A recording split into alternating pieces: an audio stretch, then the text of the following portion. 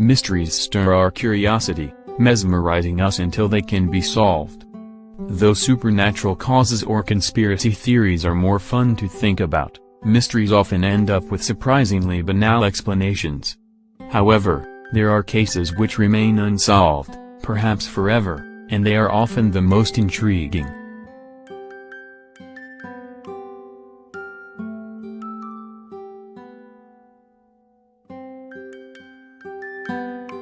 Number 10. The Murder of Julia Wallace.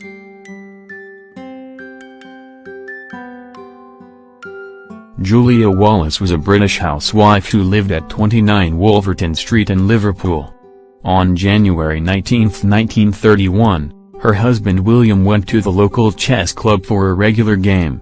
When he arrived, he was told a message was left for him by a man named Qualtraugh, a name William didn't recognize, telling him to go to 25 Menlove Gardens East.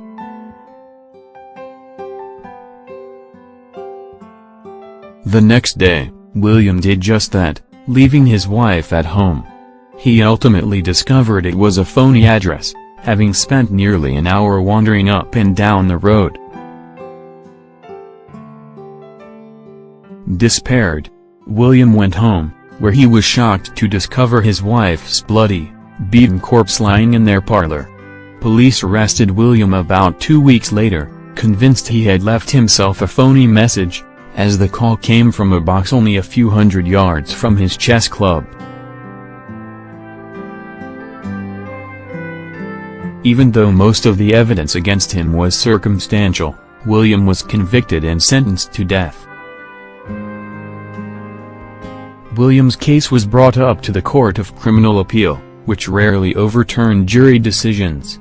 However, the court decided this case warranted it, and William was set free. To this day, no other person has been charged with the crime, and it remains unsolved. Number 9. The Big Grey Man of Ben Mactooie. Known in Scotland as Amphir Lathmore, the Big Grey Man of Ben Mactooie is a cryptid, similar to the Yeti or Bigfoot. He is said to be found on Ben Mactooie, the largest peak in the Cairngorm Mountains, and it first became more than a local legend in 1889, when Professor Norman Colley allegedly saw it.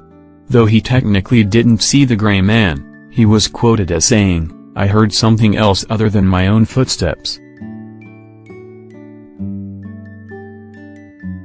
For every few steps I took I heard a crunch and then another crunch, as if someone was walking after me but taking footsteps 3 or 4 times the length of my own. Various other accounts have come from a number of people since then, including Peter Densham, a member of the airplane rescue team for Ben Mactooie. Naturalist and mountaineer Alexander Tunian also claimed to have seen the Grey Man, firing 3 shots from his pistol at a figure which charged at him through the mist. A Brocken spectre, a phenomenon where an observer's shadow is cast upon the surfaces of clouds opposite the sun, has been claimed to be the cause of these so-called sightings, although that doesn't explain the sound of an extra pair of footsteps. Number 8. The Hessdalen Lights.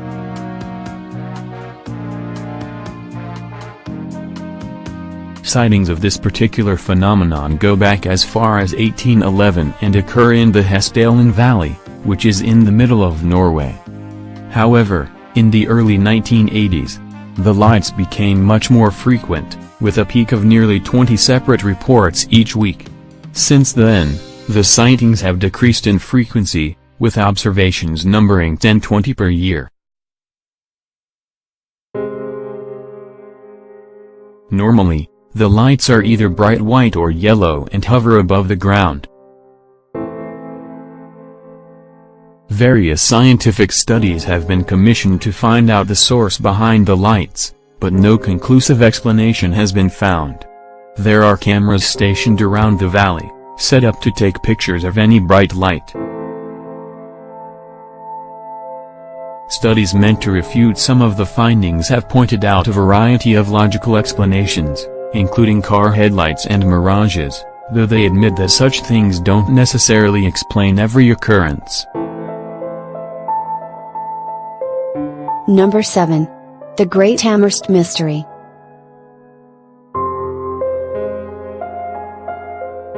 In the latter half of the 19th century, in a little town called Amherst in Nova Scotia, a woman named Esther Cox was beset by what she claimed were poltergeists. Esther lived in a house with her sister and her family.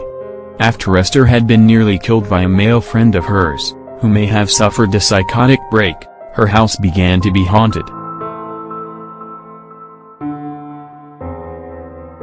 After spending some time at another sister's house in a nearby province because of her failing health, Esther returned to Amherst, whereupon the hauntings began again. After the poltergeists threatened to burn down the house, Esther moved in with another family, whose house became haunted as well. Part-time actor Walter Hubble moved in with Esther, as he was also an occasional paranormal investigator. He investigated the house for a number of weeks, eventually writing a popular book about his experiences, in which he claimed to have seen floating objects as well as attacks on Esther by unseen forces. To date, no explanation has been given, though some who've investigated the stories believe it was all a hoax by Esther. Number 6. The Disappearance of Benjamin Bathurst. Benjamin Bathurst was a 19th century diplomat for Britain, relatively young and extremely proficient in his job, a man with seemingly limitless potential. In 1809, after conducting a diplomatic mission to Austria, he headed home, forced to take a more perilous route to avoid the French.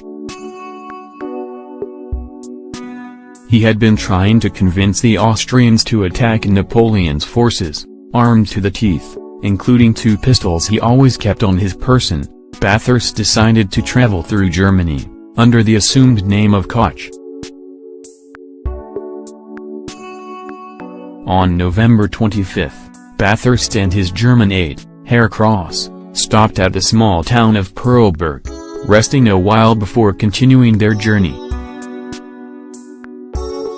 When the time had come to leave the inn at which they had stopped, Bathurst walked out the door, with Cross allegedly following afterward, only seconds behind. However, when Cross got outside, Bathurst was gone, never to be seen again. Cross himself eventually made it to England, weeks later, and told British officials of Bathurst's disappearance.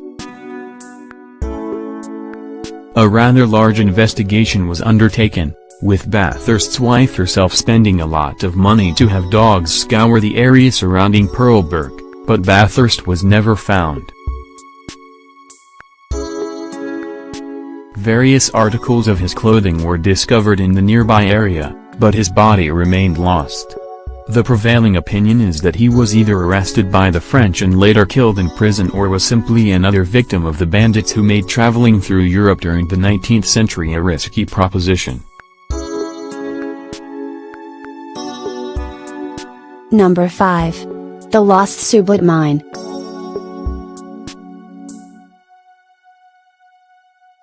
The Guadalupe Mountains, located in West Texas and southeastern New Mexico, are said to be home to some of the richest gold mines in the world, a fact alleged by the famous Apache Geronimo. Ben Sublette, an old miner who lived during the 19th century, was supposed to have found a vein of gold, one so valuable he could mine $10,000 worth of gold in a week. Unfortunately, the only evidence of his mine is a single hole in the ground, which is not much bigger than a man. Long seen as a drunk and a liar, Sublette came into his local tavern one night, throwing down a handful of nuggets and proclaiming drinks were on him.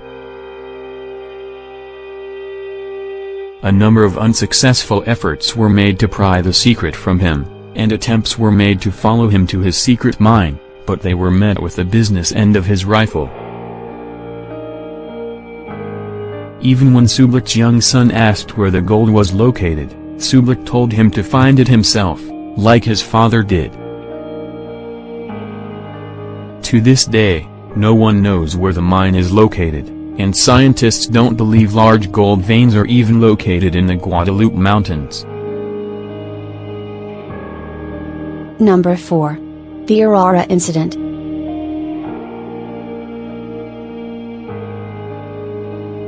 Aurora is a sleepy town in Texas, just northwest of Dallas, but it has one rather large claim to fame. On April 19, 1897, a cigar-shaped flying object, which had been spotted a number of times in the weeks prior, crashed near the village, killing its pilot.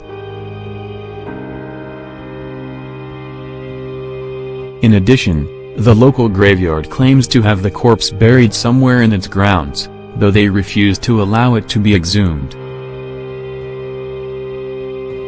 To make matters worse, the alien's burial site is no longer marked, as its gravestone was stolen in the 1970s, when the local legend entered the national consciousness and the media descended on the small town.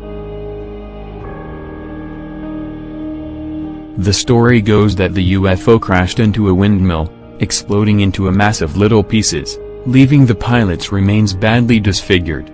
The body was given a Christian burial, and the leftover debris were tossed into a local well. The most likely explanation is that a couple of drunks wanted to cover up the fact they burned down a windmill, which was located on the town judge's land.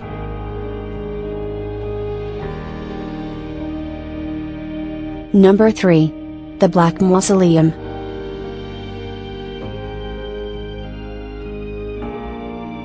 Located in Greyfriars Kirkyard, a cemetery located in Edinburgh, Scotland, the Black Mausoleum is the resting place of Sir George Mackenzie. He was Lord Advocate for Charles II, responsible for persecuting the Covenanters, a group of Presbyterians. Since he was the reason for hundreds of deaths while they were imprisoned, Mackenzie earned the name Bloody Mackenzie. Upon his death in 1691, he was buried in Greyfriars Kirkyard, and nothing notable happened for centuries. However, beginning in 1999, sightings of a poltergeist, as well as a number of cold spots and visible burns and bruises, have been claimed by visitors to the graveyard. Nearly 450 witnesses have come forward, with over 100 having apparently fainted while on the grounds. Richard Felix, of the British paranormal documentary show Most Haunted, has called it one of the most convincing supernatural cases of all time. Mackenzie's grave was eventually sealed up, but the attacks kept happening. To date, no explanation has been proven, with psychosomatic and hysterical reactions cited as the most likely culprit.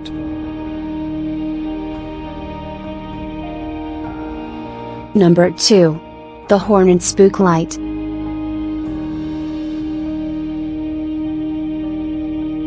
With sightings dating back as far as 1866, the Hornet Spook Light, also known by a number of different names, has made its home in a place known as the Devil's Promenade in northeast Oklahoma. Normally said to be an orange ball of light which bobs along a 6.4 kilometer, 4 miles, stretch of gravel road, legend says that it was first seen by Native Americans who walked the Trail of Tears. 9. Nobody has ever suffered adverse effects from the light. It simply appears in the sky, wanders aimlessly, bobbing and weaving at great speed, and then it's gone. The most popular explanation is that the Hornet Spook Light is a will-o'-the-wisp, the name for the light given off when wood and other organic compounds decay, although the light given by that phenomenon isn't normally as bright. Another leading reason is rather simple. Scientists say that it may simply be the refracted headlights of nearby drivers. However, this doesn't explain the sightings before the invention of the automobile.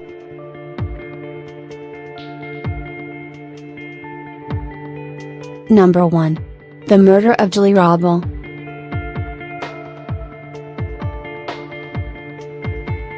Angela Julie Roble was a young woman who grew up in Germany in the early 20th century.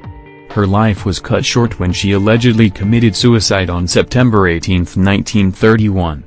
The gun she used belonged to her half-uncle and rumored lover Adolf Hitler. Known as Uncle Alfie to his niece, Hitler entranced the young woman with his celebrity, since they first became involved just as the Nazis were rising to power. Roble traveled with the Führer all over the countryside, eventually moving into Hitler's mansion in Munich as a housekeeper. During their time together, Hitler exalted his niece as a paragon for all Aryan women, though some didn't see her that way. One rival called her an empty-headed little slut who manipulated Hitler. Reports of the pair fighting the night before her death were said to have centered on Roble's wish to travel to Vienna to get engaged to another man. After her suicide, Hitler's people put forth the explanation that Roble had shot herself because she was nervous about an upcoming music recital, which was widely discredited. No note was ever discovered, and there were reportedly numerous injuries found on Roble's body, including a broken nose. A firestorm of controversy erupted but was quickly silenced by the Nazis' political influence as well as their threats of litigation. Nevertheless, rumors dogged Hitler for years that he had in fact murdered Roble. A journalist who was investigating the circumstances surrounding her suicide was arrested by the Nazis just before he was to publish his findings. He was executed months later at Dachau. With that last death, any investigations into the truth of the matter were abandoned, and we may never know what truly happened to Julie Roble.